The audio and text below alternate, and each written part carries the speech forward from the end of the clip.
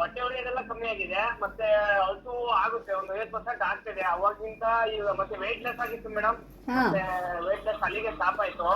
Very good very good. ಊಟ ತಿಂಡಿ ತಿಂದ ತಕ್ಷಣ ಮೋಷನ್ ಆಗೋದು ಹೇಗಿದೆ? ಇಲ್ಲ ಮೇಡಮ್, ಆ ತರ ಏನಿಲ್ಲ ಮೇಡಮ್. ಎಲ್ಲ ಆರಾಮಾಗ್ತಾ ಇದೆ ಅಲ್ವಾ? ವೆರಿ ಆರಾಮ್ ಗುಡ್. ಆಗ್ತಿದೆ ಮೇಡಮ್, ಆರಾಮ್ ಆಗ್ತಿದೆ ಮೇಡಮ್, ಎಲ್ಲ ನೋಡಿ. ಆರಾಮ್ ಆಗ್ತಿದೆ. ನನಗೆ ನಾಲಿಗೆಲ್ಲ ಒಣಗೋದು, ಆಮೇಲೆ ಜೊಲ್ಲು ಜಾಸ್ತಿ ಬರ್ತಿರ್ಲಿಲ್ಲ ನಂಗೆ. ನಾಲಿಗೆ ಯಾಕೋ ಒಣಗೋದು ಮೇಡಮ್, ಮತ್ತೆ ಉಗುಳೆಲ್ಲ ಬಂದ್ಬಿಟ್ಟು ವೈಟ್ ಉಗುಳು ಒಂಥರ ನೊರೆ ತರ ಇದಾಗೋದು. ಅದು ನನಗೆ ಈಗ ನಾಲಿಗೆಲಿ ಅವಾಗ ಈ ಟ್ಯಾಬ್ಲೆಟ್ಸ್ ಎಲ್ಲ ತಗೊಂಡ್ಮೇಲಿಂದವ ನನಗೆ ಸ್ವಲ್ಪ ನಾಲಿಗೆಲ್ಲ ನೀರ್ ತರ ಆಗ್ತಿದೆ. ಚೆನ್ನಾಗಿ ಇವಾಗ ಊಟ ಮಾಡಿದ್ದೆಲ್ಲ ಒಂದ್ ಸ್ವಲ್ಪ ಜೀರ್ಣ ಆಗ್ತಿದೆ ಮೇಡಮ್, 50% ಪರವಾಗಿಲ್ಲ ಮೇಡಮ್. ತುಂಬ ಸಂತೋಷ ತುಂಬ ಸಂತೋಷ. ಈ ಕೇವಲ ಒಂದು ಆನ್ಲೈನ್ ಕನ್ಸಲ್ಟೇಷನಲ್ಲಿ ಮತ್ತೆ ಬರೀ 1 ತಿಂಗಳ ಔಷಧಿ ಅಷ್ಟೇ ಆಗಿರೋದು ಅಲ್ವಾ? ಇಷ್ಟರಲ್ಲಿ ನಿಮ್ಮ ದೇಹ ಇಷ್ಟು ಚೆನ್ನಾಗಿ ಆಗಿದೆ ಅಂದಮೇಲೆ ಆಗಿಲ್ಲ ಮೇಡಮ್, ತಿಂಗಳು ಆಗಿಲ್ಲ. ಕರೆಕ್ಟು. ಮತ್ತು ಇಷ್ಟರೊಳಗಡೆನೆ ನಿಮ್ಗೆ ಇಷ್ಟು ಹುಷಾರಾಗ್ತಿದೆ ಅಂದರೆ ನೀವು ಖಂಡಿತ ಆರಾಮಾಗ್ತೀರಾ ಅಂತಲೇ ಅರ್ಥ. ನಿಮಗೆ ಇದು ತುಂಬ ದೊಡ್ಡ ರೋಗ ಆಗೋಕ್ಕೆ ಸಾಧ್ಯನೇ ಇಲ್ಲ, ಬದಲಾಗತ್ತೆ, ನೀವು ಸಂಪೂರ್ಣ ಆರೋಗ್ಯವನ್ನು ಪಡ್ಕೋತೀರಾ. ಗೊತ್ತಾಯ್ತಾ? ಹಾಗಾಗಿ ಏನೋ ಆಗ್ಬಿಟ್ಟಿದೆಯೇನೋ, ಯಾಕೆ ಹೀಗೆಲ್ಲ ಆಗ್ತಿದೆ ಅನ್ನೋ ಭಯವನ್ನಂತೂ ತೆಗೆದುಬಿಡಿ. ಔಷಧಿ ಕೂಡ ನಿಮಗೆ ಜೀವನ ಪೂರ್ತಿ ಬೇಡ. ಯಾಕಂದರೆ ಮೇಡಮ್ ಅದು ಗೊಂದಲ ಜಾಸ್ತಿ ಇತ್ತು ಮೇಡಮ್ ನನಗೆ. ಅದೇ, ಯಾಕಂದರೆ ಇಷ್ಟು ಚಿಕ್ಕ ಪ್ರಾಯದಲ್ಲಿ ಈ ಥರ ಎಲ್ಲ ಆಗುವಾಗ ಭಯ ಆಗೋದು ಸಹಜ. ಏನೋ ಆಗ್ಬಿಟ್ಟಿದೆಯೇನೋ, ಹೊಟ್ಟೆಲಿ ಸಮಸ್ಯೆ ಇದೆಯೇನೋ, ಮತ್ತೇನಾದರೂ ಆಗ್ಬಿಡತ್ತೇನೋ ಅಂತ ಅಲ್ವಾ? ಹೌದು ಮೇಡಮ್, ಸ್ಕ್ಯಾನ್ ಮಾಡ್ಬೇಕಲ್ಲ ಹೊರಟಿದ್ದೆ ಮೇಡಮ್. ಅದೇ, ಏನು ಭಯ ಪಡೋದು ಬೇಡ, ಚಿಕ್ಕ ಪುಟ್ಟ ವ್ಯತ್ಯಾಸ ಆಗಿರುತ್ತೆ. ಅದಕ್ಕೆ ನಾನು ಯಾವಾಗಲೂ ಹೇಳ್ತಿರ್ತೀನಲ್ವ, ಆಯುರ್ವೇದ ಡಾಕ್ಟ್ರನ್ನ ನೀವು ತುಂಬ ಬೇಗ ಅಂದರೆ ಇನ್ನೂ ಸಿಂಪ್ಟಮ್ ಶುರುವಾಗುವಾಗಲೇ ಕನ್ಸಲ್ಟ್ ಮಾಡಿ ಅಂತ ಯಾಕೆ ಹೇಳೋದು ಅಂತಂದರೆ, ನೋಡಿ ಈಗ ನೀವು ಅಲ್ಲಿಂದ ಇಲ್ಲಿಗೆ ಹುಡ್ಕೊಂಡು ಓಡಿ ಬರೋಕ್ಕಿಂತನೂ ಬರೀ ಫೋನ್ ಕನ್ಸಲ್ಟೇಷನ್ನಲ್ಲಿ ನಿಮ್ಮ ಪ್ರಕೃತಿ ಅರ್ಥ ಆಯಿತು, ನಿಮಗೆ ಔಷಧಿ ನೋಡಿ ಚೆನ್ನಾಗಿ ರೆಡಿ ಮಾಡಿ ಕೊಡೋಕ್ಕಾಯಿತು. ಆ್ಯಂಡ್ ಚಿಕ್ಕ ಪುಟ್ಟ ಕರೆಕ್ಷನಲ್ಲೇ ಇಷ್ಟು ಆರೋಗ್ಯ ಆಗ್ತಿದೆ. ಈಗ ನಿಮಗೆ ನೋಡಿ, ಬಾಯಲ್ಲಿ ಒಣ ಆಗೋದು ಕಡಿಮೆ ಆಗ್ತಿದೆ, ಬಾಯಿ ರುಚಿ ಇದೆ, ಹಸಿವಾಗ್ತಿದೆ, ಜೀರ್ಣಕ್ರಿಯೆ ಆಗ್ತಿದೆ, ಒಂದು 50%ಗಿಂತ ಹೆಚ್ಚು ಅಬ್ಸಾರ್ಪ್ಷನ್ ಆಗ್ತಿದೆ, ವೆಯ್ಟ್ ಲಾಸ್ ಆಗೋದು ಸ್ಟಾಪ್ ಆಗಿದೆ. ಇಷ್ಟೊಂದು ಸಾಧ್ಯತೆ ಇದ್ದಾಗ ಯಾವಾಗಲೂ ಆಯುರ್ವೇದ ಡಾಕ್ಟ್ರ್ ಹತ್ರ ಜನ ಏನು ಮಾಡ್ತಾರೆ, ಲಾಸ್ಟಿಗೆ ಹೋಗ್ತಾರೆ. ಎಲ್ಲ ಕಡೆ ಹೋಗಿ ಇನ್ನೇನೂ ಆಗಿಲ್ಲ ಅಂದಾಗ ಹೋಗ್ತಾರೆ. ಅದ್ರ ಬದಲು ಇದು ಉಲ್ಟಾ ಆಗಬೇಕು. ಸ್ಟಾರ್ಟಿಂಗಲ್ಲಿ ಒಂದು ಸ್ವಲ್ಪ ನಮ್ಮ ವ್ಯತ್ಯಾಸ ಆಗ್ತಿದ್ದಂತೆ ನಾವು ಆಯುರ್ವೇದ ಡಾಕ್ಟ್ರನ್ನ ಕನ್ಸಲ್ಟ್ ಮಾಡಿಬಿಡಬೇಕು. ಅವಾಗ ನೋಡಿ ಎಷ್ಟು ಸುಲಭದಲ್ಲಿ ಹುಷಾರಾಗತ್ತೆ. ಈಗ ನಿಮಗಾದ ಹಾಗೆ ತುಂಬ ಸಂತೋಷ ಆಯಿತು. ಮೇಡಮ್, ನಾನು ವೆಯ್ಟ್ ಲಾಸ್ ಆದ್ರೂ ನನಗೆ ಸುಸ್ತು ಅದೆಲ್ಲ ಆಗ್ತಿಲ್ಲ ಮೇಡಮ್. ಮತ್ತೆ ದಿನ ಯೋಗ ಮಾಡ್ತೀನಿ, ಮತ್ತೆ ಇದು ವ್ಯಾಯಾಮ ಮಾಡ್ತೀನಿ, ಮತ್ತೆ ತುಂಬಾ ಸುಸ್ತಾಗದ. ಅವಾಗ ನನಗೆ ವೆಯ್ಟ್ ಲಾಸ್ ಆಗಿಲ್ಲ ಅಂದ್ರೂ ಸುಸ್ತಾಗೋದು. ಈಗ ವೆಯ್ಟ್ ಲಾಸ್ ಆದ್ರೂ ಕೂಡ ನಮ್ಗೆ ಈಗ ಒಂಚೂರು ಸುಸ್ತಾಗ್ತಲ್ಲ, ಒಂಚೂರು ಕೆಲಸ ಮಾಡಕ್ಕೆಲ್ಲ ಈಗ ಗಮನ ಬರ್ತಾ ಇದೆ. ಈಗ ನನಗೆ ಕೆಲಸ ಮಾಡಕ್ಕೆ 3 ಪರ್ಸನಲ್ ಒಂದು ಕೆಲಸ ಯಾವ ಮಾಡ್ತೇನೆ ಕೆಲಸ ನಂಗೆ ಆಗತ್ತೆ ಮೇಡಮ್. ಇಲ್ಲಿ ಅದೇ ಇದಾಗದು, ಯಾಕೆ ಒಟ್ಟು ಏನಕ್ಕೆ ಆಗ್ತೈತೆ ಇದು ನಂಗೆ ಬರೀ ಅದೇ ಅದೇ ಜಾಸ್ತಿ ಆಗಿತ್ತು ಮೇಡಮ್. ರಾತ್ರಿ ಇಲ್ಲ ನನಗೆ, ನಿಜ ನಿಜ. ಒಂದೊಂದ್ ಟೈಮ್ ನಿದ್ದೆನೂ ಬರ್ತಾ ಇಲ್ಲ. ಮೇನ್ ಆಗಿ ಅದೇ, ಈಗ ನಿಮಗೆ ಊಟ ತಿಂಡಿ ಆದ ತಕ್ಷಣ ಮೋಷನ್ ಆಗೋದು ಸ್ಟಾಪ್ ಆಯಿತು ಅಂತಂದರೆ ಅಲ್ಲಿಗೆ ದೊಡ್ಡ ಸಮಸ್ಯೆ ಗುಣ ಆದ ಹಾಗೆ. ಹಾ ಮೇಡಮ್, ಈ ಊಟ ತಿಂಡಿಲ್ಲ ಮೇಡಮ್, ಆತರ ಏನಿಲ್ಲ. ಒಂದ್ ದಿನಕ್ಕೆ ಒಂದೇ ಸತಿ ಈಗ ಬೆಳಿಗಿನ ಟೈಮ್ ಮಾತ್ರ ಅಷ್ಟೇ ಮೋಷನ್ ಮಾಡ್ತಾರೆ ಮೇಡಮ್. ತುಂಬಾ ತುಂಬಾ ಸಂತೋಷ. ಎಲ್ಲ ಆರಾಮಾಗಿ ಮೇಡಮ್. ನಿಮ್ದು ಕಾನ್ಸಲ್ಟ್ ಇದ್ರಲ್ಲಿ ನಾನು ನೋಡಿದೀನಿ ಮೇಡಮ್, ನಿಮ್ದು ಅಷ್ಟು ನೀಟಾಗಿ ಹೇಳೋದು ಡಾಕ್ಟರ್ ನಾನು ನೋಡೇ ಇಲ್ಲ.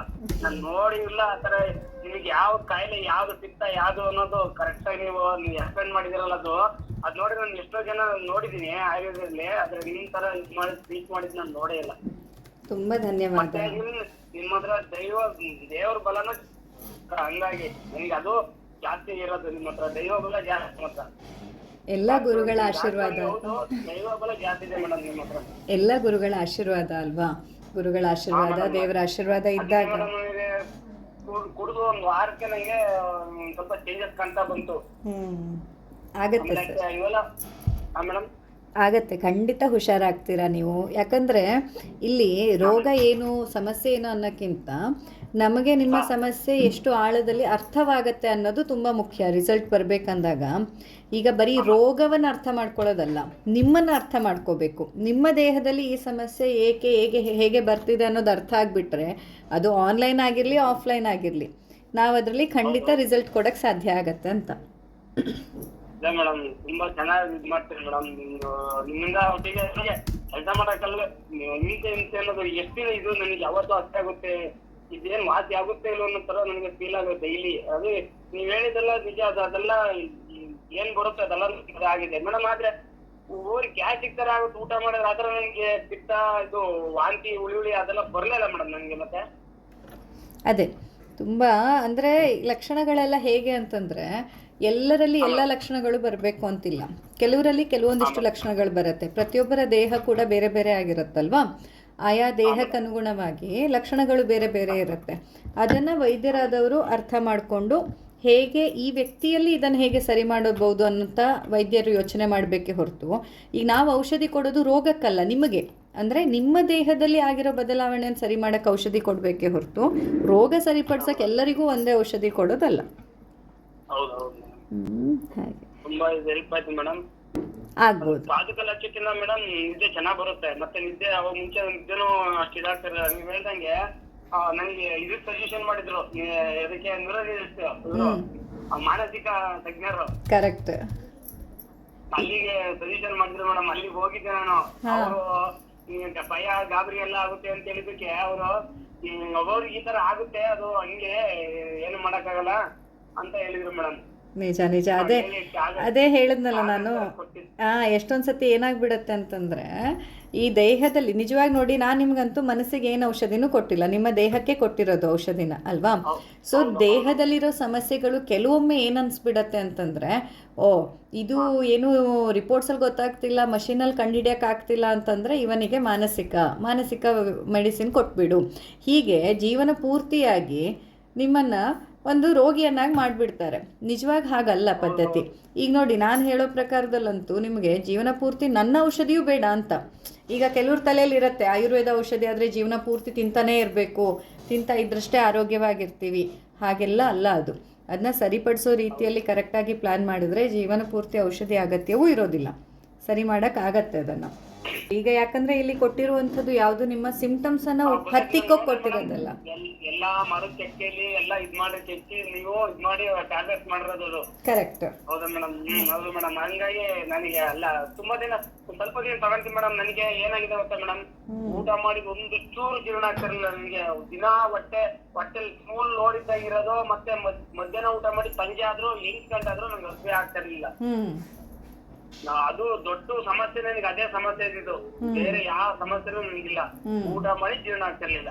ಇಲ್ಲ ಮೋಷನ್ಗೆ ಹೋಗ್ಬೇಕಾಗಿತ್ತು, ಇಲ್ಲ ಊಟ ಮಾಡಿ ಜೀರ್ಣ ನನಗೆ ಒಂದು ಪಾಯಿಂಟ್ ಆಗ್ತಿರ್ಲಿಲ್ಲ. ತಿಂದಿತ್ತು ಅದೇ ತರ ಗರ್ಭಿ ತರ ಇದಾಗತ್ ನನಗೆ. ನನಗೆ ತುಂಬಾ ಇರಿಟೇಷನ್ ಆಗತ್ ಮೇಡಮ್. ಏನ್ ಮಾಡೋದು ಅಂತ ನಂಗೆ ಗೊತ್ತಾಗ್ಲಿಲ್ಲ ಮೇಡಮ್. ನಿಮ್ ಸಜೆಷನ್ ದಿನ ಡೈಲಿ ನೋಡಿ ನೋಡಿ ನೋಡಿ ಆಮೇಲೆ ಏನ್ ಇರ್ಲಿಲ್ಲ ಇದ್ ಮಾಡಿದೆ ಮೇಡಮ್. ನಿಮ್ಮ ಹತ್ರ ಇದ್ ಮಾಡಿದ್ ನನಗೆ ಒಂದು ವಾರಕ್ಕೆ ಹೊಟ್ಟೆ ಸ್ಟಾರ್ಟ್ ಆಯ್ತು. ಈಗ ಸ್ವಲ್ಪ ಹೊಟ್ಟೆ 50% ಪರವಾಗಿಲ್ಲ. ನನಗೆ ಹೊಟ್ಟೆ ಹಸಿರುತ್ತೆ, ಊಟ ಮಾಡ್ಬೇಕು ಅಂತ ಅನ್ಸುತ್ತೆ. ತುಂಬಾ ಸಂತೋಷ. ಏನು ಅನ್ಸ್ತಾರಲ್ಲ ಮೇಡಮ್. ನನಗೆ ತುಂಬಾ ಕೆಲಸ ಮಾಡ್ತೀನಿ, ಮೇಂಟೆನೆನ್ಸ್ ಕೆಲಸ ಮೇಡಮ್. ನನಗೆ ಕೆಲಸ ಮಾಡಕ್ಕೆ ಯಾವ ಕೆಲಸ ಕಲಿಬೇಕು ಅನ್ನೋದೇ ನನ್ನ ಮನಸ್ಸಲ್ಲಿ ಇರ್ಲಿಲ್ಲ ಮೇಡಮ್. ಎಲ್ಲ ಹಾಳಾಗಿ ಹೋಗಿತ್ತು. ಇಲ್ಲ, ಇನ್ನೆಲ್ಲ ಚೆನ್ನಾಗಾಗತ್ತೆ. ನಿಮ್ಮ ಆರೋಗ್ಯನೂ ಚೆನ್ನಾಗಾಗತ್ತೆ, ನಿಮ್ಮ ಜೀವನನೂ ಚೆನ್ನಾಗಾಗತ್ತೆ. ನೀವು ಮಾಡೋ ಕೆಲಸದಲ್ಲಿ ಇನ್ನಷ್ಟು ನಿಮಗೆ ಏಕಾಗ್ರತೆ, ಇನ್ನಷ್ಟು ನೈಪುಣ್ಯತೆ ಕಲ್ತ್ಕೊಳ್ಳೋ ಆಸಕ್ತಿನೂ ಬರುತ್ತೆ. ನೋಡಿ, ಇನ್ನು ನಿಮ್ಮ ಜೀವನನೇ ಬದಲಾಗತ್ತೆ. ಎಲ್ಲ ಚೆನ್ನಾಗಾಗತ್ತೆ. Okay, thank you so much. ಬೆಳಿಗ್ಗೆ ನಿಮ್ಮ ಹತ್ರ ಇಷ್ಟು ಶುಭ ಸುದ್ದಿಯನ್ನು ಮಾತಾಡಿ ಖುಷಿ ಆಯಿತು. ನಿಮ್ಮ ಜೀವನ ತುಂಬ ಚೆನ್ನಾಗಿರಲಿ. Thank you.